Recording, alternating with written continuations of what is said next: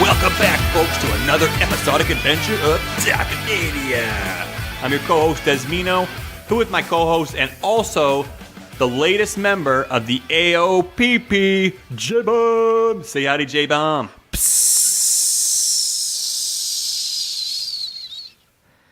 PP. You good? I'm good, Empty? man. You're good? You're good to go? Okay, awesome. How's it going? Cool. So we're here. We're back. Another week of Talkamania. How's it going, my brother? What's going on in your world? Oh, busy, man. I'm not going to lie. Very, very, very, very, very, very busy. And I know we say that probably every week, but I'm actually busy. Like this is Usually he's not busy. Usually he's messing around out back, catching up on Raw and Survivor Series, watching some adult entertainment in the back office. Hell yeah. Hell yeah. I did not watch Raw. I did not watch SmackDown. You're gonna go out and just tell the viewers that you fail, you suck at your job. We're an honest podcast, eh? We're honest people. I only watched 2 matches of Survivor Series, and I think they were the 2 best matches on the card. So right. Well, at least you didn't miss much. I guess I can agree with that. But what are the 2 matches you caught? Ronda Rousey, Charlotte Flair, and Brock Lesnar, Daniel Bryan. Cool. Yeah, probably the 2, I guess, most notable matches of the night. But cool. Well, again, for those folks who were catching up last week, I was there. I was watching the Survivor Series. I was there for Raw and SmackDown, live on social media with you guys, interacting. We had a lot of fun. J-Bomb, I don't know, a little bit of an abandonment issue here. He's really not pulling his weight. Might have to start looking for a new co-host. He kind of ditched me for Survivor Series. So Yeah, we'll see. bad, eh? We'll see if we can make up. But one piece of awesome news that I shared with Jay not too long ago. And look, we're in Canada. The stereotype is lots of snow. It's cold. Brr, we get it. Yeah. Reality of it is the snow has hit us. So we've been dealing with some pretty shitty conditions. Horrible. Man, I left to work yesterday. I had to be there for a team building event at 8:30 in the morning. I left my house at 7:15. I got there at 10 a.m. 10 a.m. Sounds about right. It would take me about 15 minutes to get there normally. It's just ridiculous. So, yeah, we're hit with the snow. But I had to come home, shovel my driveway. But before I did, I checked my mail. And guess what I found? Ladies and gentlemen, I got the tickets to WrestleMania. That's right, folks. We announced it last week. Talkamania is heading to WrestleMania. We got the physical tickets in our hands. It's a reality. That's so cool, man. That's so cool. Yeah, it's pretty exciting. So we're going to be there. Anybody else is going to be there. We hope to meet you. Any fans, anybody who wants to come grab a drink with us, a pint, wherever you're from, we're down to have a drink with you. So Or more. we've already been Or talking more. to people. Or more. What's that? Or more. Or more. Yeah. You're talking about more drinks, or are we going to do drugs now? Is that it? Is that what you're saying? Well, or more. I don't want to be thrown out of the country. Come on. He's a bad influence. First he quits the show, and now he's, now he wants to do drugs in America. Jesus Christ. So Jinx. So outside of that, let's talk and catch up with a little bit of Red Dead Redemption. Oh. Yeah. So what you doing? What's up with that? You playing still? Do you think I've played it all with the schedule? I hope you're going to had? say no, Yeah, because no, if you don't 0. have time to play, No, none. No, not Honestly, much at all. Eh? The last thing I did in the game, I'm still on chapter 3. I still enjoy drowning people and then blasting off all their limbs. And what's the last mission I did? Putting your son to bed. You do that in the game? No, I'm just talking about you. When you're so busy, why not, right? I don't know what the last mission. Honestly, I haven't picked it up in like maybe 5 days, and it's killing me inside. I don't have that much time to play, but I've had time over the past day or two, luckily. So I've been playing a little bit. I'm doing some missions in Saint Denis. Some little kids are Saint Denis. Nobody knows what that is. Saint Denis. Yeah, well, no, in the game they don't call it Saint Denis. They call it I can't remember the way they pronounce it, but it's incorrect. Anyways, doing some missions in there. Basically working with a monk, a nun, a priest. Whoa. No fucking spoilers. Getting robbed by some kids. No spoilers. I gotta take off my earphones. Getting raped in the back alley. Oh, beheading somebody and then having sex with their head. And And no, I'm just making all this shit up I did get because- robbed in St. Dennis, though. I did get robbed in St. Dennis. Then why are you telling me not to spoil shit? Because if you've already experienced it. Well, I think it's just because I was screwing around and like it was just like a random event, and I went to talk to him, and then I got robbed. But the last mission I did, I just remember what it was, is I went and I got super drunk and had to serve booze at the bar. That's cool. I like Yeah, that. That was a fun one. Yeah. There's some of those cool missions where like it's almost like a cutscene, but you're doing stuff at the same time. Yeah, and, it's like press Y. Like when you get drunk at the bar the first time with Lenny. That is so fun. That was fun. It Yeah, was that's fun, yeah. And then it's so funny because after like you eventually make your way back to the camp and like Lenny's just there. Yeah. Remember at the end of the night you guys get beat up or thrown up. You don't know what happens to Lenny. He was just fine. And then he was just fine. And like I walk by and we're like, hey Lenny, hey, what's up? And you're like, I guess that's how it would be in real life. You'd But be like, yeah, true. And I do feel every time I see Lenny, I'm like, Lenny, like in my head. Yeah, for sure. So there's some other missions you get to go on a bit later that are fun. So it's know. kind of cool He to drops see the the way the N-bomb. story goes. Oh, I didn't catch that. Oh, he dropped it hard. Yeah, actually, when you're on the way to go do some liquor mission. But Battlefield, the new one, I don't know if it's 4 or 5, I think it's 5, came out yesterday, and all the guys at work are like, what the fuck, why haven't you gotten yet? And I'm just like, dude, like, I still got RDR. I stopped playing COD to play Red Dead, and I can only imagine... Like, I can't, if I start playing Battlefield, I'm not going to come back to Red Dead, so I'm just not going to play Battlefield until I'm done. You can wait till the price goes down too. It might take a couple of months, but at least it might drop down by like $10 or something. But Yeah, then you're far behind with all the guns. Do you play shooter games at all? I do. I just haven't in a very long time. Yeah. So I mean, but again, I don't play Call. I haven't really played Call of Duty in a long time. It's not fun. Or Battlefield. More me, it's more like Gears of War kind of shooters. Okay, yeah. So a bit more story-oriented, gore and guts. And well, I guess that one has it too, but Yeah. it's been a while, I would say, at the very least. No, But I just Battlefield don't has no story. COD has no story. And I don't even play the campaign. I don't even know if there is a campaign in those games. I don't think there is a campaign in like one of the latest ones. I forget which game it is because I don't really follow them too closely, but I know they removed one altogether. I think it was So COD. I just played Battle Royale for like, maybe played like 100 times and then I was done. That's it. Cool. Well, I do plan on, folks. So we're going to plug ourselves in 2 seconds. And as a part of it, we are now on Twitch. Follow us, You're a Talkamaniac. Follow us, Talkamaniacs. We are on Twitch. And we're putting more and more content out there slowly. And, well, I'm going to have the weekend to play some Red Dead. I'm going to do some hunting, some fishing, and I'm going to put it out there on Twitch. So keep an eye out on social media. I'll be tweeting about it when we go live. And hope to see you there, Right folks. on. So make sure to follow us on the Twitter @_Talkamania. Make sure to check us out on iTunes, Podbean, Spotify, however you get your kicks. And guys, buy some merch. Isn't there a sale going on right now? Yeah. Or is that sale yeah, past? keep it going because I'm trying to do it while you're doing this. Somebody bought our shirt the other day. Right. So come on, get on the bandwagon because people are doing so. We're selling some merch. They're going. And we want you to enjoy the sweet logo on your chest that is Talkamania. And I got to give a shout out to Jason Broadwell. He's an awesome dude.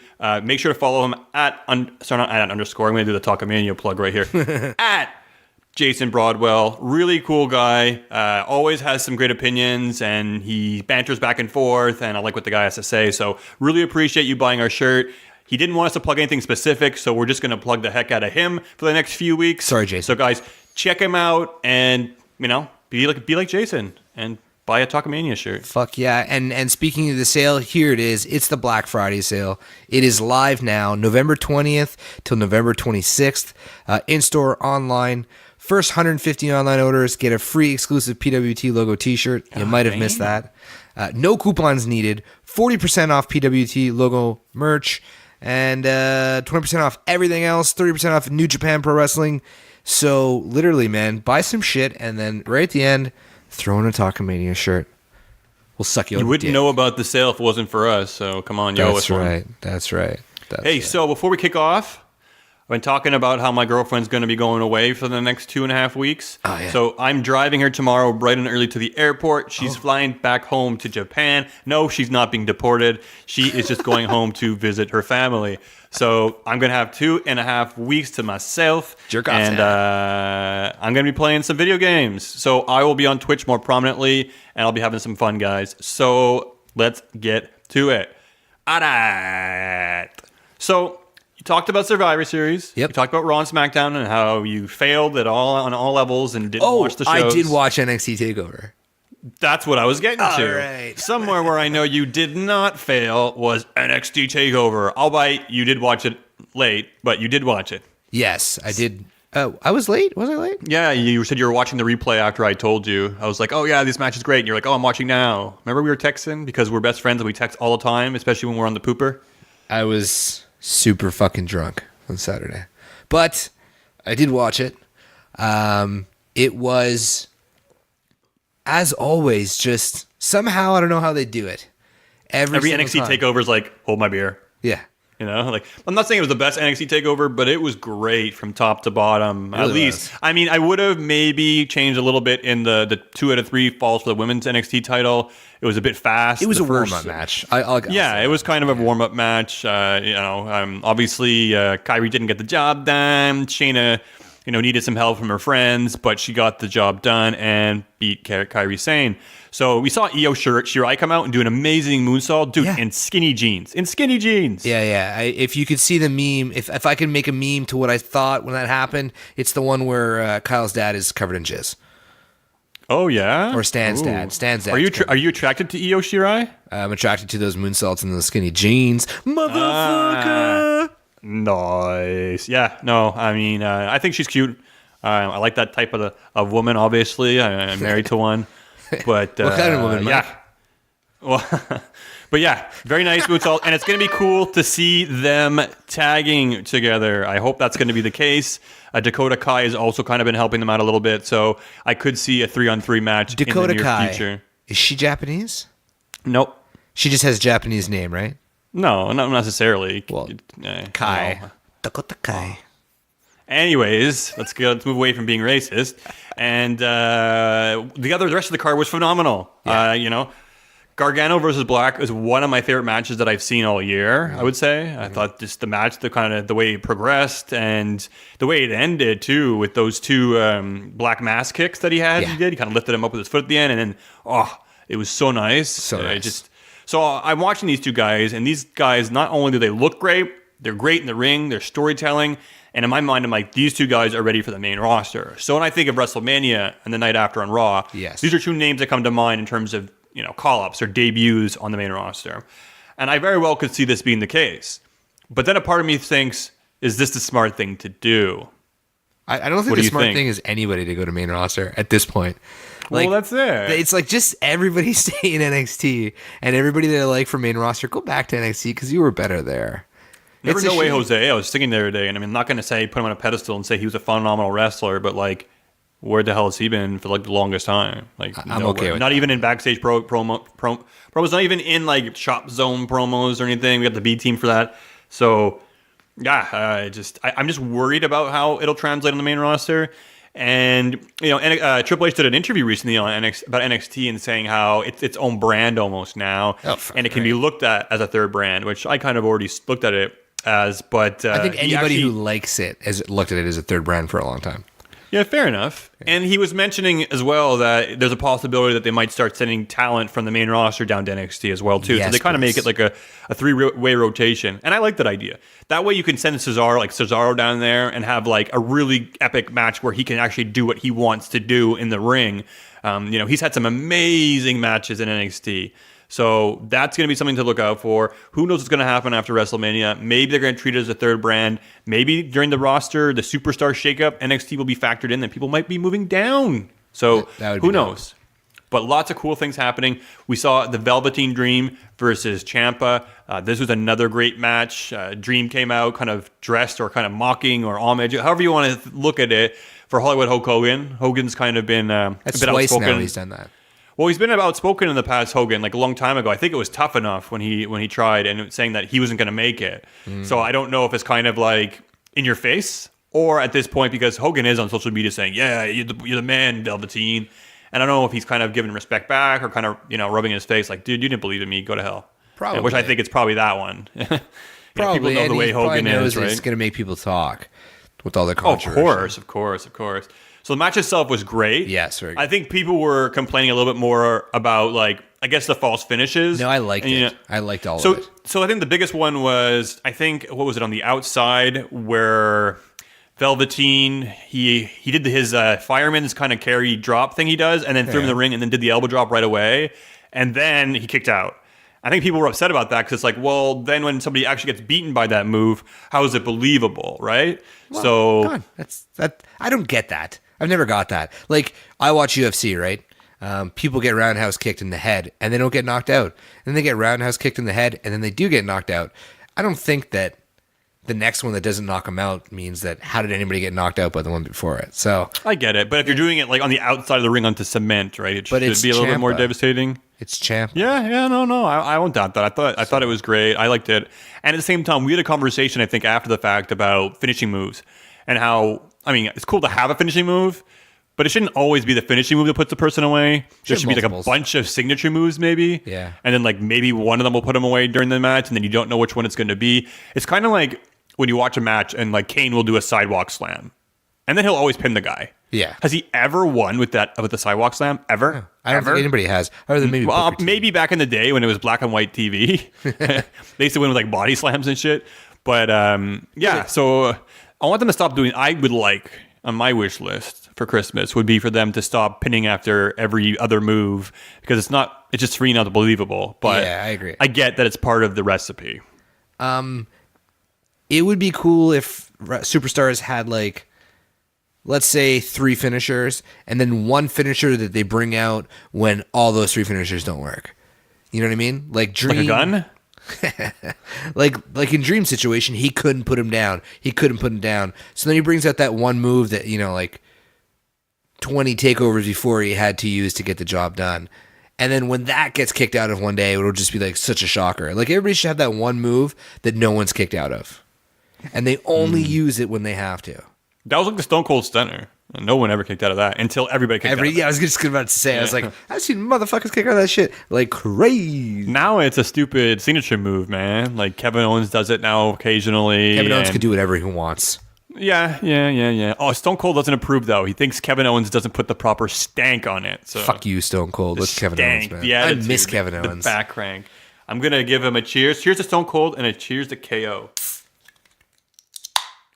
Ooh. Frosty. I don't have any But he beer. actually had tweeted, I think something a week ago, that Kevin Owens is like, Raw needs Kevin Owens. And he had tweeted something or a meme or something. So obviously he's watching the program. Hopefully he'll be back soon enough. I obviously won't be soon, but I'm thinking towards WrestleMania at least he should be back. So how did you enjoy War Games 2, buddy? How did you enjoy War Games 2? So I watched we watched Gargano and Black. We watched Dream and Ciampa. And it was like, okay, well, how is War Games going to follow this act? And people were like, it's War Games. Of course it's going to follow. And you look at the people that are in it. And it's funny because last time at War Games, they had a hefty tag team in there as well, too. This time they did at the same time. They had all the members of the Undisputed Era, so it was really, I guess, exciting. Adding Ricochet to the mix, lots of things that you can do in there. His, the double flip that he did off the top was incredible. What the fuck was that? I know. The fuck was that? The risk that he takes, he could have landed on his neck or his head, and the ref ran over right away and was like, are you okay? And like, yeah, he was fine. The ref just kind of just walked away really quickly. It's like a fucking Ricochet. Well, that's it. But the match itself was really good. I thought they had a lot of good spots in there. Bobby Fish apparently tweaked his knee again, which is the knee that he got injured originally. He's my least favorite of the bunch, maybe because... Is he the crooked eye one? He's the one who was in the crutches all the time. Yeah, he had crooked eyes. I don't mind him. I don't mind him either. I'm saying he's my least favorite just because I haven't watched him wrestle much because he's been injured, right? What was his name? What did you say his name was? Bobby Fish. It's a horrible name. Bobby Fish? What's the other dude's name? Kyle O'Reilly? Yeah. Yeah, that guy's dope too. They're all dope. Not bad. They're all dope. Yeah, I do like it. So it was great. I don't know. I liked the match too. I thought it was good. I thought it was exciting. And, Pete Dunne was fun too. Pete Dunne was cool to see. Yeah, adding Pete Dunne to that match too is kind of like putting the cherry on top. I just think like he was great to put in there. I kind of like the chemistry that he has with Ricochet when they're working together and against each other, and it translates really well in the ring. So for me, I like the way he contorts people's bodies too, like the fingers, how he like breaks them, even though it looks like really, I mean, obviously he's not breaking them, but he does a good job at kind of working them and like working the legs, working the hands, working the ears, the eyes. He just twists everything. He's been champion forever. like forever. Yeah, there's some. He's like a really long record or something. There's something specific that I was reading about lately, and yeah, I guess he's just the man, right? So I don't know. I think Tyler Bates had originally won it, and I think Pete Dunne was in the finals with him, and then they made a decision. Oh, we gave it to the wrong guy. No, I think what they did was the same thing they did with the Cruiserweight title, that champion, whatever it's called, Cruiserweight Classic, is that they had to give it to a guy who needed the push. Tyler Bates needed to push. Pete Dunne probably didn't need the push. You know what I mean? So right. Well, I guess that's a good way of looking at it. That's possible. That's possibly what happened. Yeah, because they're in Tyler Bates. They're a tag team now, right? With oh man, people are gonna hate us. Yeah, they're British. They do tag on different shows. They were supposed to come to Montreal as well too and be a tag team. I think like a month or two ago. Yeah, but Pete Dunne had like an injury that he was dealing with, so it ended up being Tyler Bates and the other guy. Somebody else. Somebody else. I'm sorry. We're so bad. Well, no, he's not even really in NXT. This guy he tagged with. It was no, kind I know, of like he's a popular guy in the Indies. British Rex or something. Or I'll tell you right now. All right. Well, Trent Seven, son of a bitch. Trent Seven. Yeah, there he goes. I said Rex because I was thinking T-Rex. Before we go any further, I just want to play the greatest thing. What I'm so excited, and if he ever does come to main roster, I'm really excited for this.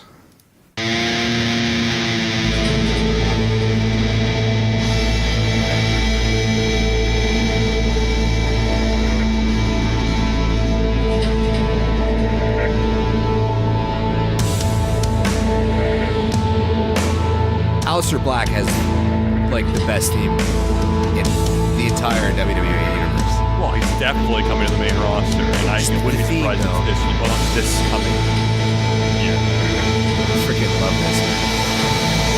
He has a roster look. He's got a main roster feel. Like him and Balor, I could see just tearing it up. He's a little weird on the mic, though. He's better though. He's gotten a lot better. This theme is so good, though, man. Yeah, growing up, that makes me remember like 90% of the music you listen to. So yeah, it sounds like right pretty much. That's pretty much why I think I like it so much. Very excited. Very excited. Yeah. Cool. So you're excited for NXT. You're excited for Aleister Black. Not so excited for the Survivor Series. No, it was shit. All right. So yeah, Survivor Series wasn't great. It was a clean sweep for Raw. I don't care what Xavier Woods says. It was a clean sweep. Clean sweep. There's no way it was a clean sweep. No, it wasn't, but they wanted you to believe it was. So apparently there was a miscommunication on that SmackDown match, and Raw was actually supposed to win. I don't know what this miscommunication was. Apparently, like, it said it was something to do with like the wrong brother, the wrong Uso being in at the wrong time, or I don't exactly know what it was, but clearly it was a win. So they still kind of went on saying that it was a clean sweep. Stephanie McMahon went on saying it was a clean sweep, and Xavier Woods pretty much was very vocal on saying 6-1. 6-1. Yeah, he wore an apron on SmackDown. Yeah, it was hilarious. And also on social media, too. Like, it's great. I mean, I obviously don't think it's going to cause him any trouble, and he's just kind of having some fun. But yeah, I don't think Xavier Woods could get in trouble. I don't know what he's gotten away with already. What he had, but, you know. I love black guys. Well, you said Raw dominated the show. SmackDown picked up that one tag team match. We saw the women's match, right? Raw versus SmackDown. So I know you were excited to have Natty, or at least Ruby Riott on the team. But all of a sudden they make all these last minute changes when the show starts. Ruby Riott and Natty are out. They start fighting, and Alexa Bliss is like, I don't like people who are going to cause drama, even though she's kind of notorious for it. Yeah. You're off the team. And then she throws in Sasha and Bayley, which I'm okay with because I feel like they should have been part of this team anyways to begin with. I was kind of like, why are they off the card? It's kind of stupid. And then there's that last spot on SmackDown where it's like, oh my, there's one last spot. What are they going to do? Is Trish Stratus going to join? Is it Lita? Nikki Cross? No. It's just Mandy Rose.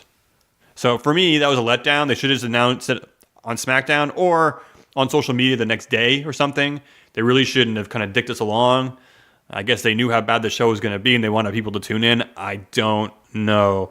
But the match itself, I don't know, nothing special. Quick eliminations. Naomi gets a bad treatment again, almost eliminated right away. And I think she was made the captain of the team too. So it's like, it's ridiculous. I didn't miss anything. And then, we get down to the nitty gritty. Asuka is the sole survivor, and Nia throws Sasha to the wolves. She gets eliminated, and then we all thought that Nia was potentially going to be on the chopping block or in the doghouse for injuring Becky, but nope. They reward her for her recklessness. And I know a lot of you are jumping out and saying they're not rewarding her, they're just taking advantage of the heat. And yeah, okay, I get it. And I get why they're doing it. And it makes me hate her more, so it works. But man, this woman basically single-handedly changed the course of wrestling. She changed the course, I guess, for the time being. I'm not saying the overall course. I'm not giving Nia, Nia that much credit, but she changed basically the road to WrestleMania. Yes, I will say that at the very least, because we were going to get Charlotte versus Ronda, and again, that match was something. It was wow. I thought it was really good. I thought it was really aggressive. I think Charlotte did a very good job. And I think the beating she took afterwards was, for me at least, I earned a little bit of respect for her. And it was funny because she talked about taking that chair shot from Becky. And she says it's dangerous because it makes me want to go further and push that envelope and like take more chair shots. So like the beating she took, I think she kind of gets a high from it. So, well, did you see her in the UFC? Yeah, she took beatings. She did not get high from it. Well, no, she talks about how she was getting high from it or how she felt the adrenaline from it. Well, so I'm sure. I mean, I think giving it in the WWE is as good as taking it big. Well, I think she basically went out there and said, just cream me, like just like lay into me, don't stop. Like the amount of kendo stick shots that she laid into her were ridiculous. The couple in the ear looks so bad. Yeah, I know. Yeah, and she had welts all over her, and then the chair on the neck, and her finishing move onto the chair too. Like very well done. Charlotte impressed me. Charlotte was good. Yeah, Charlotte was good, but it makes me think. If you would have taken Charlotte out and inserted Becky, I think that was the ending they were going to have to begin with anyways. 100%. So they didn't change to finish that match. That was just going to be Becky. Yeah. And now we're seeing on SmackDown, they're trying to emulate what Becky is through Charlotte. Yeah, and it didn't deliver on SmackDown whatsoever. That was not good. The fans aren't that stupid. No, but I'd like to think so. Charlotte's doing it in a more physical way, and Becky did it in a more of like a promo cutting way. Flair and square. I hope that's not a... Is that what she said? Yeah, she said that this week. Oh, God. To get back to the Charlotte and Ronda, I got to say, man, the first 10 minutes of that match was incredible. Like, if they only had 3 days to prepare for it, wow. Holy I'm sure they went down to the ring and did a bit of shoot wrestling. Know. But yeah. Wow. I was very impressed too. I thought it was good. And just no matter, you can knock Ronda all you want. If she's not the superstar for you, if you don't like her, that's fine. But you can't deny the effort she's putting in and the hard work she's putting in. And dude, she's getting really, really good. Really good. They should make her a heel though. Like Charlotte, I think they could very well do it eventually. Charlotte and Becky should be the faces in this, and I think everybody likes to see Ronda get her ass kicked. I think they do. I think for an extent, like Ronda's got to get past like the whole, I guess, starstruck of it all. Not that she's starstruck, but she's very, she smiles a lot because she's overwhelmed. What did she give that kid? I don't recall. When she came out at Survivor Series, she awkwardly tried to get something out of her inside pocket of her jacket and struggled and then gave it to a kid. It looked like she was trying to give a kid cocaine. I mean, I'm just saying. You heard it here first in Talkamania, but not by me, by J-Bomb. All right. I'm just saying. But so we're talking about how they're trying to emulate the same thing with Charlotte. So I got to ask you some questions. What do you think this is? Do you think the fact that Becky's out for a little bit, the fact that they want to keep this going, maybe they're going to use Charlotte to kind of keep going forward, and then Becky's going to come back and say, hey, what the hell are you doing? Do you think the WWE's like, oh, we don't want Charlotte to be number 2? We'll use that same recipe and make her number 1 again? Because I know if you look on social media, Becky's calling it out. Yes. And she's basically changing her Twitter profile, to somebody tried to take $100,000 out of my bank account, and said, hey, it's for this or that, or, basically saying that that Charlotte's copying her. So how do you think Becky feels about this? Because it's funny, we talked about how Charlotte stole the spotlight numerous times, and now she's almost stealing this gimmick from her. And she left with a hug. Do you think that she'll come back and, be as receptive to Charlotte, or do you think she's going to be angry? I think it's a bit of both because I think they don't know how long Becky's going to be out for. So if she comes back quickly, then they can have a story where it's like, yo, you're fucking copying me. What the hell? And if she doesn't come back quickly, I think WWE is silly enough to think that fans will think, whoa, this is just as good as Becky and it's Charlotte. And it's definitely not. It's not as good as Becky, that's for sure. It was as good as Becky at the pay-per-view. At the pay-per-view. But then she comes out on SmackDown. She comes out on SmackDown. She cuts her promo, explains why she did what she did. And honestly, folks, I tweeted it. I was super excited. Oh my God. And we've been talking about this for months. We were waiting for Queen Charlotte to come back and to be that sharp razor tongue, beast that she can be. And her promo wasn't that. It really was kind of fell flat for me. Yeah. And, Paige coming out and finding her and the Iconics coming out, like basically it ate up a whole half an hour of SmackDown, even more. So it's a quarter of SmackDown. It's a quarter of SmackDown just on this segment. And it's fine, I guess, if it's a good segment. But for me, it really wasn't. I don't really know where they're going with this. I just feel like maybe they're trying to buy time before Becky comes back. And I don't think it's going to be that long because I feel like if it was going to be longer, they would have stripped the title off of her. Concussions are delicate. They can get worse, after you think it's gotten better. But I think the promo wasn't that bad. She was kind of doing an okay job at being like the anti-hero. But it wasn't what she can. Like, maybe because she's rusty at doing the heel promos, but she used to be so good. No, because I think they're trying to make her walk that line of being like the anti-hero, sort of like how Becky is organically done. So she wasn't quite going to that full heel Charlotte Queen bitch that we all love. And then I think the whole promo went way, way, way south when the Iconics came out because they're fucking terrible.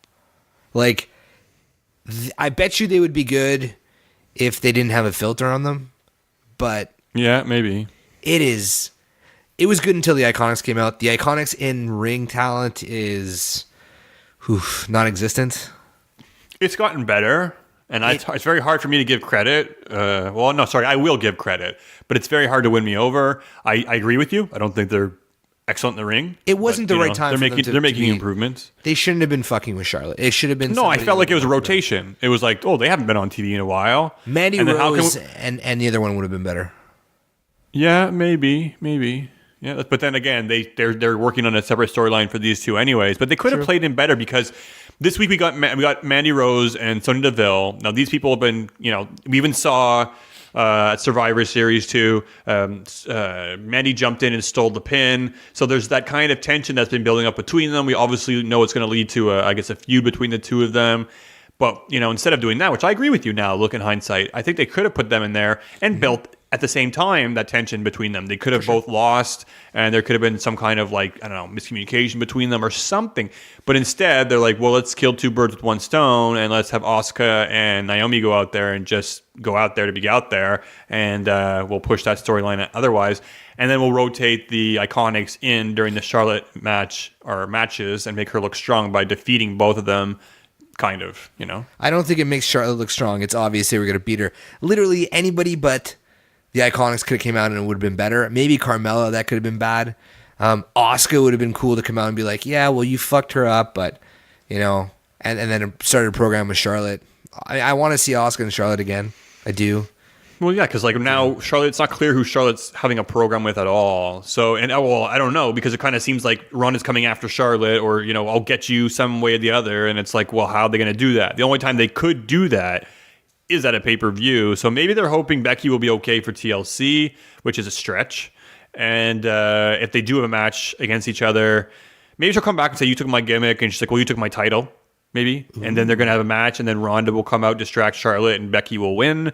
I don't know. A lot of question marks. And SmackDown as a whole, too, for me this week was just lots of question marks and no story progression and nothing really of...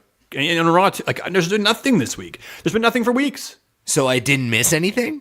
I'm not going to lie. Nothing major. It was pretty easy to not watch it.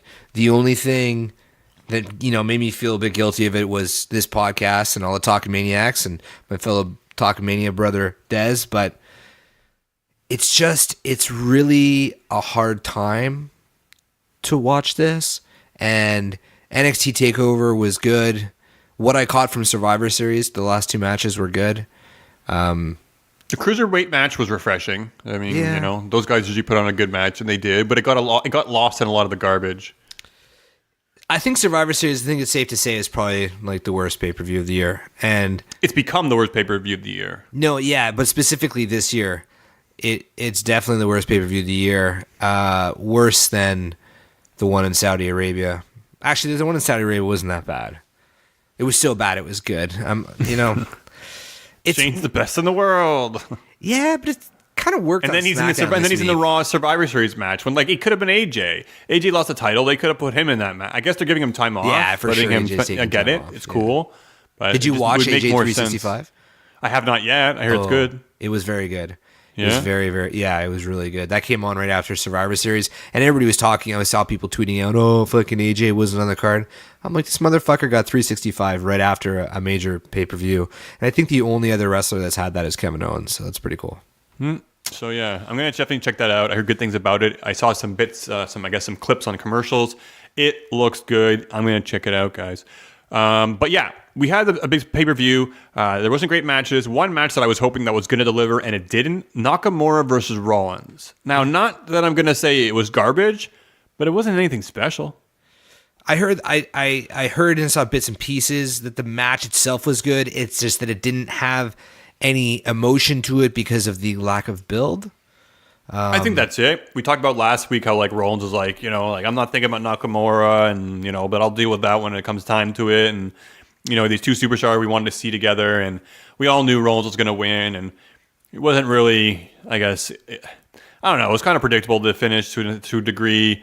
And, you know, although the match was all right, I wanted it to be amazing, I guess, and it just didn't hit that level. I'm picky. What can I say? I really don't think we're going to see a men's fight or a men's match on the main roster really be that great anytime soon. Like, I don't. Like, we see it in NXT, and we see it with the women because, one, NXT is refreshing, and two, the women haven't done anything yet, so they're still like, it's fresh. Ooh. No, I mean, they Careful, haven't- you're walking Okay. dangerous waters there. Okay, everybody knows how much I love the women. They're the only good thing going on in the WWE right now. And what I mean is that they have such a story to write still, that everything is like a first. There's so many firsts for them, and everyone's so passionate about it. And I really do feel like the women's division, everyone's like scratching to be the best. And a lot of the men are complacent. Like Nakamura versus Rollins, okay? We love Seth Rollins.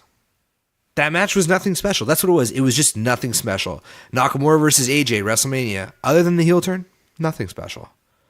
Daniel Bryan versus AJ Styles on we saw it twice. It was good, but it was nothing special. I would take a random NXT match from NXT TakeOver, like Gargano versus Black, or Dream versus Ciampa, or Ciampa versus Gargano, over any one of those dream matches any day of the week. I would like Charlotte Flair versus Ronda. It was so good because we've never seen that. We've never seen that. If that was two men, we would have been like, whatever. It was disqualification. It was cheap. Like if Samoa Joe would have done it to AJ Styles. Meh, we've seen it. Can't argue with you, buddy. You're making great points. All right. I wonder if it'd be interesting to take some people from the main roster, and, like, you know, every NXT takeover, they take two people from the main roster and give them an NXT match, so they have a little bit more kind of freedom to do what they can do. Oh in the my ring. God, that's a good idea. That is such a good idea. That is a very, very good idea. And they could even use it as a punishment. You know what I mean? But it's really a reward for them. So Oh, it could be that's cool. a really I mean, good idea. Now that I think of that. But I mean, you're sitting here talking about that point, and it's quite valid. I mean, although we've had some okay one-on-one matches, like, you know, every week it was Roman against somebody, Roman against someone. Yep. We had some great matches with Rollins during his IC title open challenges. He had some really good matches, but, you know, outside of that, you're right. There hasn't been too many amazing one-on-one matches. They're like, go out there, they have 4 minutes, they have to hit their spots, and then there's a finish, they tell a story, and that's it. You know, like, I don't know. You're right. There hasn't been too many great matches. There was a few when Usos, New Day, and The Bar were I'm not going to count the killing tag it. team matches because like these guys, you put them in matches together and it's just magic. So There was a time where like they were constantly delivering, and you would the match would finish, and you'd kind of look at your buddy and be like, "Oh, like that was the whole time you're in it. You're really really excited." I mean, the last time I got really excited about a men's division match, I don't remember on main roster. I don't like. I'm talking. Remember the feeling we got after watching Charlotte and Angle versus Stephanie and Triple H? It was like euphoric after. Like you were exhausted by how excited you were during that match. That happens almost every match on NXT. Every single takeover. I think it was great. I will correct you. You said Charlotte and Angle. It was Sorry, Ronda. that's what I meant. I know the listeners are saying, man, if Jay watched a little bit more, he'd know these things. But, what can you do? I got to help you out. But yeah, absolutely. And we're looking at the tag team division, right? We were just talking about that, and they were tearing it up. And they still do occasionally, but not like they used to. Now the New Day's coming out in these gimmicky matches. Like I know people like their whole Thanksgiving holiday matches, pumpkins, turkey, and it was fun on SmackDown. I'll give it that. But I want to see these guys tear it up. And we went from having those kind of matches to a Survivor Series, the AOP beating the Bar. And okay, I get it. You need the AOP to beat somebody credible to start making a name for themselves because they did win the titles in a handicap match, which wasn't exactly the best way to win it your first time. Default, yeah. Yeah, but, you have this match with The Bar versus AOP, and now we call them AOPP because the Big Show didn't scare the poop out of Drake Maverick, but they scared the pee out of him, man. And the guy took a whiz down his leg. So it's funny. Man, that guy... I don't know how much they paid him or how much of a team player he is, but people are, if you look at his social media, they're just ripping him apart and making fun of him like he was a kid in school. He almost looks like the size and stature of one. Dude, so I it's would kind of funny. For money. I wouldn't care either. I'd go out there and piss my pants. I wouldn't, I wouldn't really Money care. isn't everything. It's the only thing. It's not just the money. It's also fun. I think it's cool, and he's actually having fun with it. He's like, look WWE. People are all calling me AOPP. They're sending me pictures of P, and like he's kind of like really kind of playing with it and having fun. So like he's being a good player about it. But I get it. You got to build AOP up. You give him a win over the Bar, but then on Raw this week, they lose against Gable and he who shall not be named on Talkamania. So it's kind of like you build them up and then you have them lose the week after. I guess they're putting them into a title feud with these guys. That's my Wait, probably did they understanding. lose the titles? No, they haven't lost it. It was just a regular match. Wait, what? Okay. Sorry. Wrestling's not real. Why would they have a non-title match? I don't know. I guess to see if they can be number one contenders to build the storyline. My guess is they beat the AOP. Now they're number one contenders. Then they go on to fight for the titles. They don't win, and then they break up and feud with each other because they've been teasing that whole feud between Gable and he who shall not be named continuously. And they back off, and they advance, they back off. So I think we're going to get it eventually. Everybody's going to cheer Gable. No one's going to cheer for that fucking weird beard. Well, they're not going to win the tag titles. They're not going to take them off AOP right away anyways. So I think this is just a matter of progressing the storyline between Gable and he who shall not be named. And nobody cares about the story about he who shall not be named and Chad Gable. Nobody cares about it, right? I just like Gable going out there and wrestling and then hitting that rolling German suplex he hits. Gable, I'm saying nobody cares about the guy who shall not be named. I care about Gable, and I think everybody should. Everybody should. He should have been Kurt Angle's kid. That's fucking bullshit. I think so. I think he should have too. Maybe they can just go back on it now that Jason Jordan's career is over. It's like, no, he's a total. Oh, is it over? Well, we don't know if it's over. He's got a severe neck injury. He's optimistic. We've seen kind of other people come back from injury. Neck's a bit more serious.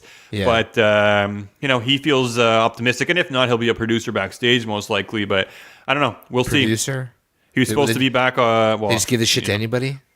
I guess. If you could hear that. I heard it. I see in your notes, we got the DB heel promo. I heard he was talking in the third person. Explain to me what hyperbaric chamber is. Okay, so let's kind of go back to the Survivor Series to start all this off. So you watched the match between Daniel Bryan and Brock Lesnar. Actually, you know what? Not to cut you off, but you know how we said that Nakamura and Rollins wasn't good because of no build-up? Daniel Bryan and Lesnar had no build-up, and that match told a fucking great story. Okay, so that was my question, and you answered it already. Sorry. That's fantastic. No, hey, you answered the question before. You're psychic. I guess you don't need to watch this shit. So, Daniel Bryan, Brock Lesnar, a lot of people were complaining about this. They thought it wasn't great. He got whipped around. He got dominated. He didn't really stand a chance. He had some kind of flashes of potentially pulling out a victory, but didn't. I didn't mind the match. I thought it was a lot better than I thought it was going to be. That's I was for sure. definitely interested the whole way through.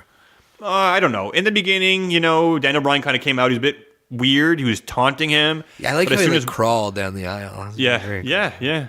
And then as soon as Brock basically, started laying into him and just throwing him around, I was like, okay, really? He hits the F5. I'm like, okay, really? But, oh, no. And then he goes to the next F5. And then when he falls, and then he gets him in the yes lock, which I guess is called I don't know what he's going to call it now. I guess back to the label lock or the no lock. Because now the yes... It's dead, the yes movement. Right. But yeah, so the match itself wasn't too bad, and I didn't think that Daniel Bryan was going to win anyway, so that's fine and all. I still would have... You know what? I don't know now, because going into it, I was like, would it have been better to be AJ Styles once again, and have AJ Styles trying to beat him once again? I would have liked to see it, because... It could have been good too, I agree. Yeah, I think it could have been good either way. People might have thought more convincingly that AJ could have won this match over Daniel Bryan, but Daniel Bryan came close with his guest lock. So I feel like Brock Lesnar sold really good in that match. He always sells pretty good, but he told us he was in for the story. Like when he fell down trying to F5 him because of the leg, like how he hurt his leg earlier. That was great. I thought it was so good, right? Okay, yeah. They don't do stuff like that often enough. Especially not with him. So Yeah, so I was down. I thought it was pretty good. So fast forward to SmackDown. We finally get an answer from Daniel Bryan.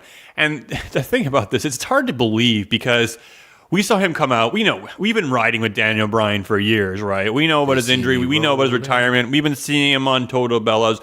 We've been seeing him on Total Divas. We know the way he is. He's a great guy. He's a very nice guy, very kind heart, very good soul.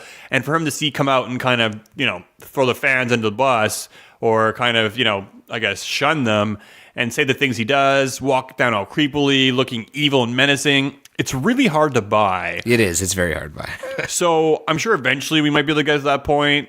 But I even remember back in the day when they teased him turning heel and joining the Wyatt family. No one could buy it. They were like, we know he's not heel. And inevitably he turned on the Wyatt family. And it's a bit strange. And then it's reasoning. His reasoning. He goes out there and talks about how he spent time in a hyperbaric chamber, which is supposed to supply extra oxygen to his brain and allow him to think. And while he was thinking, somehow it transformed him and made him see things clearly. And the old Daniel Bryan is dead, and now it is the new Daniel Bryan. So I don't know when I don't know. It's kind of weird. It's kind of like Bruce Banner, Hulk. He basically gets like a radioactive waves go through his body. Like really? You know what? Yeah, I think it's better. It's better than him coming out and being like, "I don't get respect." You know what I mean? Like Shelton Benjamin. Yeah, I know. I agree with you with the whole respect thing. I'd rather where has Shelton Benjamin been, by the way? But yeah. Yeah. I'd rather it be completely weird. And yeah, that works. I guess if it's Daniel Bryan, it has to be weird. I don't know. Yeah, that's what I was going to say. But yeah, I mean, like, I don't know. I don't know. I'm just it was like, really? This is really what they thought backstage to go with? Like, or they just, yeah, Daniel, just say whatever you want. Like, I don't know, because they went with him. He wanted to turn heel. They agreed to it. And is this hyperbaric chamber thing his whole idea? Like, maybe. And when did he do this? Because this was during his treatment. So, like, is he still doing this? Because then was he evil a long time ago and he was just playing it? Like, I have so many questions now. And he says the yes movement's dead, but he has the yes kind of plates on his belt. Right. So, next week those better be moved. I'm curious to see what are changed, what's going to be the new plates, what his move's going to be called now that he doesn't say yes. Is it going to be the no lock? Is it going to be the yes kicks, the no kicks? What's it going to be, right? Maybe the hyperbaric kicks and the hyperbaric lock. I don't know, man. But like, it's a bit kind of hard for me to digest and believe at this point because Daniel Bryan is just such a nice guy. So he could do a weird heel angle though. Like imagine like all of his backstage promos. It's like and like the hyperbaric chamber opens and like the smoke comes out and he's just like, It's like in Spider-Man when the Green Goblin opens up like that kind of chamber and it has his suit in it and all this smoke comes out and so cool. Yeah, it's cool. It just I don't know. I guess the closest thing to a superhero was Cody Rhodes when he was in the WWE, and not when he did Stardust necessarily, but when he got his nose broke by Rey Mysterio and he was wearing a mask and he looked like Doctor Doom. And the thing was that I think the beauty, and this is a very, very underappreciated gimmick by Cody Rhodes. I thought it was fantastic. He got 619 to the face and it broke his nose. And I think it legit broke his nose, if I recall correctly. But regardless, he had to wear a mask. And he kept wearing that mask, and his whole gimmick was saying how he's disfigured now. Yeah. And he's going to basically come after Ray because his life is ruined because he's disfigured. He's so beautiful, and now he's disfigured. But he really wasn't. And it was like, in his mind, he thought he was disfigured, but he really wasn't. It's perfect. Oh, it was amazing. It was kind of like a Doctor Doom, kind of like, I don't know, sinister. Oh, I loved it. I thought it was just fantastic. really worked, yeah. And he'd come out and he'd be like, you know, I'm hideous, just like all of you fans. And then he'd go around with paper bags and put paper bags over the fans' heads. And the fans would like it. They'd be wearing them during the match and stuff. I thought it was really, really great. And very underrated, I guess, gimmick, at least I found. For you to say the only real superhero in WWE history was Cody Rhodes, I just got to say, what's up with that? What's up with that? Sorry, Hurricane, you're right. You were the one true superhero that could choke slam anybody. But I still think, okay, if the hyperbaric chamber character can work for Daniel, that's awesome. If it can't, I still think that they should have done a thing where Daniel found out that the McMahons were tampering with his medical records. Oh, yeah, we talked about that. So, yeah, in case somebody missed this, I want you to explain this again because that's how much of an amazing idea this was. Well, thank you, Des. When he finally came back, somehow I'm not sure how the storyline would have worked, but somebody would have either told him about it. I think what I had originally said was that Sami Zayn and Kevin Owens, because they were kind of flirting with the idea of Daniel kind of turning and being with them, would have found some documentation that was altered by either Stephanie, Shane, or Vince himself, or even Triple H, because they're all in cahoots, to keep Daniel Bryan out of wrestling over those 3 years. And he would have found out and he would have gone ballistic, and then Brie could have been brought into it, John Cena could have been brought into it, like the whole Bella entourage family, whatever you want to call it, could have all came into it, and it could have been this huge, if you ever wanted to revamp WWE versus, the corporation, this is a great way to do it. Or versus Daniel Bryan. If you guys remember, before Daniel Bryan, I guess, won the championship, it was all about his journey. Hell, WWE 2K19, you can play that whole journey. So remember how he was trying, and he was just basically, I guess, a little engine that couldn't, but could. And they always put obstacles in his way. Well, it would have been great. He wins a championship, but then has to retire. But then when he finally comes back, it's like he was never injured at all. Exactly. Oh, man. All those years just ruined, and then, I don't know, they could do so much with it. I'm not saying they could never do it. They could still do it if Hyperbaric Chamber doesn't work, or if they ever want to pull him face again. But maybe they'll have a Hyperbaric Chamber match. Or maybe he's going to realize it in the hyperbaric chamber.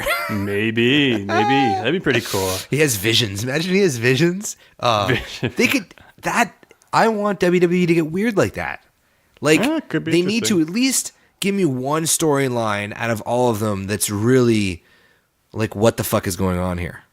Well, I'll give you one. I'm not going to say it's hyperbaric chamber weird, but The Miz and Shane McMahon. What's up with that? So if you watched SmackDown this weekend, you did, so you should know this. I did watch this part. Right, so The Miz and Shane tagging. What's going on with this? So Against the Bryants? The Bryants, right? The Bryant brothers who aren't even the same race go out there. So hold on. Are they going to be the new, and dare we say his name, Ellsworth? Maybe the Ellsworth tag team. That's what I mean. As long as he doesn't send dick pics to 16-year-old girls, they're going to be good. Crazy, right? Crazy. Yeah. And then he's denying that he wasn't him, but it's like, sorry, bro. Like, that's not good at all. Yeah. I saw pictures of James Ellsworth's dick. I saw it censored, and I didn't want to see more. So yeah, it's like, dude, why would you do that? Why would you be, you can go back to the WWE, here and there. Like, why would you do that? A 16-year-old girl. Like, oh, anyways, we're not going to talk too much about that because that's nasty shit. Yeah. Ellsworth is not the dick pics. Ellsworth. We got 2 words Just for you. Nah. Suck it! Bad. All right, so we're going back to the Miz and Shane. That's what we're talking about. That's the more important thing. What is up with that? What's going on? He's basically saying he is the best of the world, I guess, because he couldn't participate. Shane won. So my question would be: A, do you think this is legit? Do you think they're going to be a tag team? Where is this headed? And B, what would their tag team name be? Would it be McMiz? Would it be for Shane Miz? Oh God.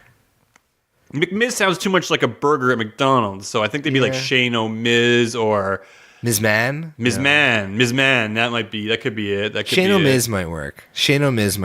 I really do think there's just nothing going on for the Miz right now. I really do. The only thing for me it's kind of weird here is like Shane won the best in the world, which is a huge deal that they did that. Everyone's really upset and pissed about it. And it seemed like they were going to be making Shane a heel, but I don't see it. Shane's kind of coming out. He kind of is on that fine line sometimes. But then ultimately, not really. I mean, he was laughing at Miz when he got rolled up. And it's great. It's funny for Miz to take the pin, He's kind of helping the talent. Miz is the man. For sure, yeah. He's helping the talent be put over, the local talent. And at the same time, maybe they'll have a rematch next week. Who knows what's going to happen. But, what is going to happen with Shane? A part of me kind of feels like this is Miz working Shane. So, like, he'll give him that title shot. Like, I don't know. I feel like Daniel Bryan is going to take on AJ at TLC. I don't think Daniel's going to lose the title. I have a feeling the Miz is going to be the one to take the title off Bryan sooner, a little bit down the line. Or at least maybe Miz is warming up to Shane to get in that position. Mm-hmm. I have to think it's something like that, because what else would it be other than maybe what you're saying? They just have nothing for them to do, which felt like SmackDown as a whole for me this week, where just wasn't much progression in any direction storyline-wise. There hasn't been progression for a while. But yes, I don't know. There's a lot of great questions, and I'm not that interested in finding them out because the storylines just aren't that great. I know there's a lot of rumors that either The Miz or Daniel Bryan are going to end up at WrestleMania, so maybe there's going to be a Rumble winner in there. But I don't know, man. There's like, all I know is that we're on the road to Royal Rumble. If we're not going to get a heel Rollins as champion, I don't mind getting a heel Miz, because they walk very similar recipes in their promos. Yeah. And I'll take Rollins any day, for sure, over the Miz as a heel, for sure. Yeah, I would too. I would take him over. But we're not getting that. So I am ready for the Miz. Obviously, he's kind of almost babyface-ish now, the Miz. Fans like him. I think they were cheering him on SmackDown this week. So I don't know if they're ready to take him to that level. And then they're cheering for him, how's it going to affect this whole Shane McMahon heel turn? But, I guess it kind of ties into the fact where, I don't know, like this whole Seth Rollins, Dean Ambrose things, I feel like he's held hostage by this whole feud, Rollins. You know how many times we've said Rollins is held hostage because of Dean Ambrose? You know how many times we said that on the podcast? It's crazy. Definitely not the first. So to me, it's like, I don't know, man, Rollins should be in the Universal Championship picture. Maybe not all the time, but he hasn't been in a very long time. And, this guy is a workhorse. He's one of the best performers in the industry and in the WWE. And I'm just, I understand the whole thing with Ambrose. I think it's an important storyline to play out. Is it? They were in the Shield. The heel promo was good. The heel turn was going to come. It came. I just really hope that they're not going to be stuck in a feud until, let's say WrestleMania, because I will be upset if that's going to be the case. For sure they are, man. For sure they are. Well, they're already going to be fighting on December 16th at TLC. It's going to be Rollins versus Ambrose for the IC title. And I'm already going to go out here and say, we'll see what happens in the next coming weeks. If it changes, I don't see many chance that Rollins walks out with the IC title at TLC. No, I agree. Because they need Ambrose to win the title right now, how things are going. And, I think it kind of makes it for like a chase back, right? Once he actually wins the title, then maybe Rollins is going to fight him in the next pay-per-view, not win again. And then in this pay-per-view, he'll win it back again finally. and then who knows from there. So it kind of sucks. That's where they're stuck for now. It sucks a lot. The only one thing I'll say is it's kind of gone back to the complaint we had many times. The fact that they stopped doing like multi-segments on Raw. So like a superstar would be in more than one. And at least at this point in time, they did that now on Raw. There was maybe at least 3 or 4 segments with Rollins and Ambrose. But it still didn't do much for me. And it was still kind of typical. We've seen like, this. Where is he? Where is he? Oh, he's there. I'm leaving. But he didn't really leave. And then Dirty D's. And then he leave. Like, I don't know, man. We have seen Rollins versus Ambrose. We've seen Rollins versus Reigns. Have we seen much Ambrose versus Reigns? I'm done with the Shield. We have seen a bit of that too. Fuck but yeah. off. Fuck off. Split them up. Get them on 2 different shows. And just, I want Seth Rollins on SmackDown. I really do. I don't know. Monday Night Rollins, man. I don't think they're ever going to take him off Raw. Put him in a program with Drew McIntyre. Those two would create magic. Like McIntyre now, it seems like they've distanced him a lot more than Ziggler. Ziggler wasn't even on Raw as far as I recall. And again, I noticed. So they had an elimination match on Raw, and I was worried McIntyre, is this going to be his first loss? Well, he did get eliminated, but by DQ, which is fine. And to me states that even after all these months, after his debut, they're still being conscious on how they protect him. So the fact that he's still losing by DQ and even hasn't got pinned, he's not got pinned yet. So they really are high on this guy, and they're going to be pushing him really hard, I think, in 2019.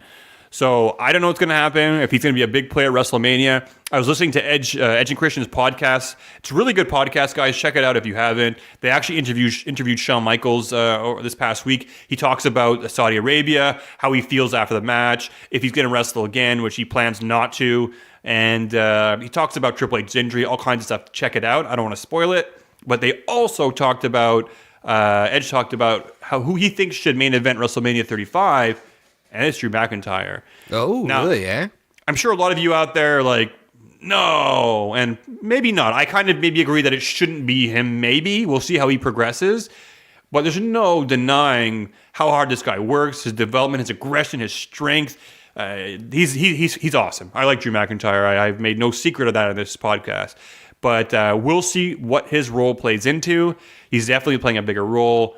They took out Braun Strowman this week. He played a key role in that. He hit the Claymore. He held him down. Corbin smashed Braun Strowman's elbow with the steel steps. And man, I find people's elbows have been busting open a lot lately because we saw it with Ronda Rousey. I think we saw it a few weeks earlier, and we saw it with Braun Strowman with that chair shot to his elbow. Daniel Bryan also nasty. Had a busted open elbow. Yeah, he had a busted open elbow as well, too. So, yeah, I guess it's just coincidence. People really think that Braun Strowman is injured, and the truth is he is. But it wasn't from Raw. It wasn't from the beating that he took. He's been dealing with elbow bone spurs, so he has to go get surgery to have them removed, and this was just kind of a way to write him off on TV. For me, it was a bit strange, however, how they booked him in a match with Corbin at TLC, considering he might not be okay to return. So I guess they assume he will. Otherwise, they'll tweak storylines accordingly. Wow. But yeah, I mean, maybe we'll see Drew McIntyre and Braun Strowman go at it sooner than later. I don't know. So Braun versus Corbin and Rollins versus Ambrose. TLC is shaping up to be a great episode of Raw. Like, who cares? Who cares? I mean, I don't know, man. All I know, and I know I said it earlier before, and I'm going to try and get on that wagon of being excited. Royal Rumble season is upon us. It's starting. The day TLC is over, it's really going to be pushing hard, but it's the next major. And with WrestleMania coming up, with KO possibly not being there, Sami Zayn... He will. He'll be there. He'll be there. Let's just say possibly. Sami Zayn possibly not being there. Roman Reigns possibly not being there. Who do you see closing out that show?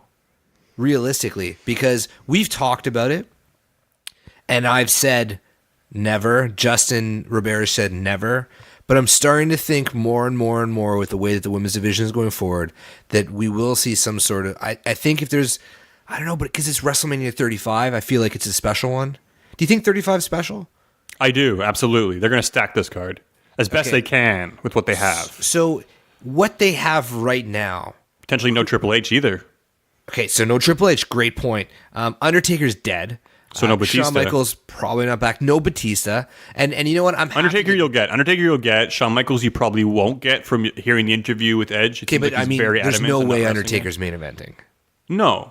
Okay. Realistically, the only possible superstar on the roster today that I think that I could see the WWE putting is fucking Brock Lesnar. You're right. And that's what I was waiting for you to finish to kind of say my opinion on the matter. I believe it probably will be Brock Lesnar at WrestleMania finally dropping the title, hopefully for good, or at least for the time being. I'm tying it into what you were talking about. Who can beat Brock Lesnar? I don't think it's going to be Braun Strowman. I really, really don't. I don't think WWE believes that Braun could be the true face of the Especially WWE. after the last two matches he had with Brock. They were both virtually no offense on Braun's behalf. Exactly. Now, Drew McIntyre is straight heel.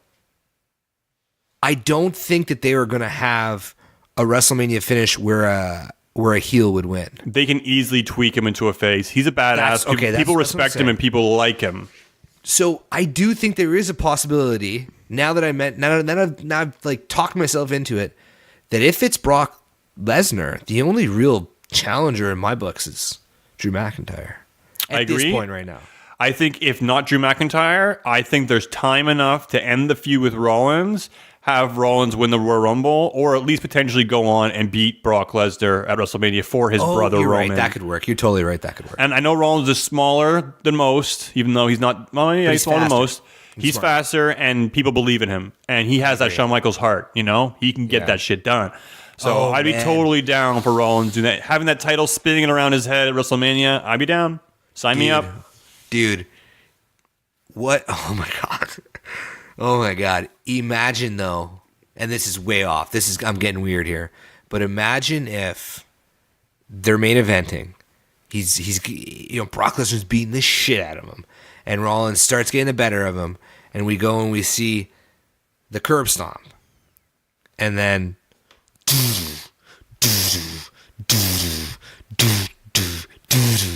imagine Roman returns in WrestleMania to fuck Rollins. For what? Just, I don't know, heel turn now? No? It seemed better in my head. It seemed like a better idea in my head. I'm not going to lie. See, sometimes he's got to keep that mouth shut. God you don't watch enough wrestling. You don't know what you're talking about. No, I'm just joking. It definitely could happen. We could see Roman coming back, but I'm telling you, man, that guy comes back. They're not going to fuck Rollins because people are going to be super high on Rollins. And when Roman comes back, they're going to be super high on Roman. Sorry. They're going to be super high on Rollins and be super high on Roman. So, you can't boo Roman when he comes back. You can't heel turn him. There's absolutely no way. People are going to be ecstatic. This guy beat cancer and he's back again. No one's booing him. And if you boo him, you deserve to burn in hell. You got to at least wait a month. You got to wait a month at least before you boo him. It's true. I wonder if, it's a lot of exciting things. WrestleMania is going to be stacked.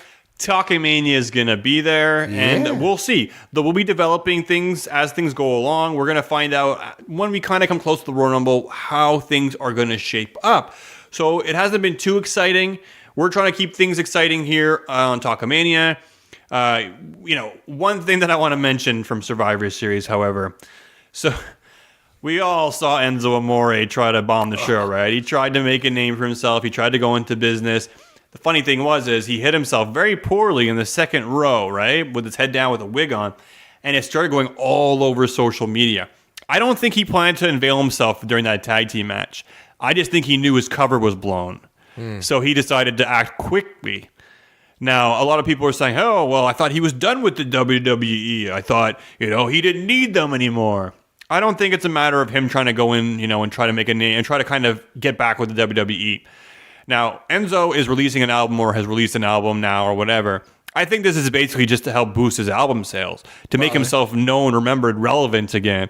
If you look at the guy on social media, you listen to the way he talks, you listen to his albums, you might like his stuff, not my style. I barely can understand what he's talking about half the time. The guy seems like he's got so much cocaine in his system that his heart's ready to go at any point in time. I admire his, his ambitiousness and, him going out there and doing this. But at the same time, man, fuck off. The security kind of threw him out pretty quickly. And, we saw it all over social media. He took flyers and put them all over people's cars outside for his show that he was going to be putting. Come to my show, watch me. I'm going to be singing and rapping and doing a live thing. I watched a little bit of it, and he had a show. It was supposed to fit about 500 people. I think about 80 people showed up. Fuck the revival. And you can't teach that. And with that, another episode of Talkamania in the Banks. Thank you for tuning in, boys and girls. Follow us on Twitter @_Talkamania. Hit us up on Twitch. Follow us. Our name is Talkamaniacs. Become a Talkamaniac. ProWrestlingTees.com/Talkamania. Buy some merch. There's a sale. It's like 20% off. Buy Be your like shit. Jason Broadwell and follow that guy @Jason Broadwell. Awesome dude, man. If you're not following him, what the hell are you doing, man? Come on, get on that shit. What's up with that? So yeah, on behalf of J-Bomb, I'm out. Des, say bye. Have a happy Rusev Day. I'll play with you, Becky.